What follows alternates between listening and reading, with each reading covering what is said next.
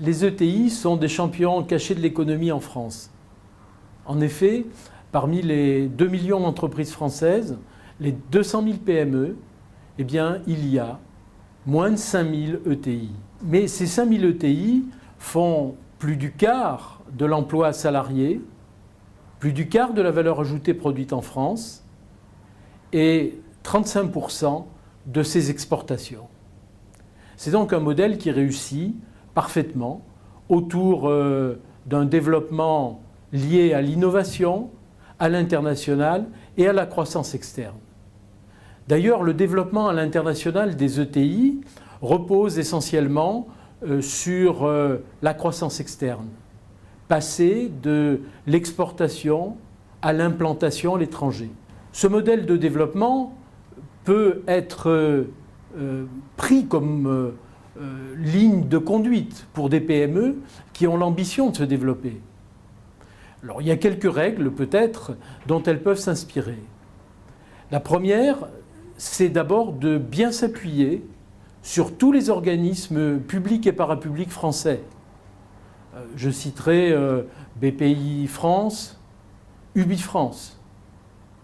La deuxième, c'est de s'ouvrir à des cultures extérieures. Ne pas rester franco-français en imaginant que le monde n'attend qu'on lui présente des produits pour qu'il les achète.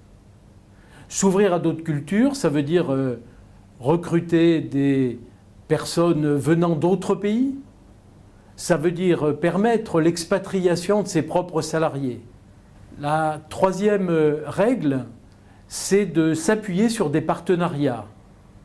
En effet, lorsqu'on veut s'implanter dans des pays un peu plus éloignés, qui ne sont pas forcément proches en Europe, eh bien, une bonne façon de faire, c'est de s'associer avec d'autres entreprises pour pouvoir voir quelle est la meilleure façon de procéder.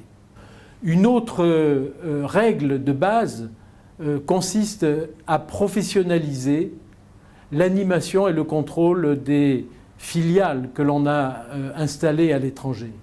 Enfin, si nécessaire, il peut être utile d'ouvrir son capital parce que la capacité d'endettement peut-être de l'entreprise est atteinte et son capital ne lui permet pas de se développer à l'étranger où des investissements importants doivent être réalisés. Alors bien sûr, ce ne sont pas des recettes miracles, ce sont des pistes, mais je crois que toutes les PME qui ont le souhait de se développer à l'international doivent parcourir au moins certaines de ces pistes.